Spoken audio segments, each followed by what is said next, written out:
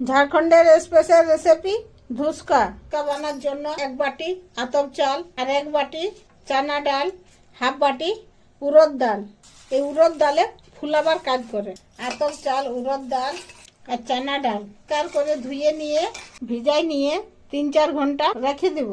4 ঘন্টা পর একটা মিক্সি নিয়ে এর মধ্যে রসুন, আদা আর কাঁচা লঙ্কা দিয়ে একটু জল দিয়ে ফাইন পেস্ট বানাই নিয়ে ঢাকুন দিয়ে 1 ঘন্টা রেখে দেব।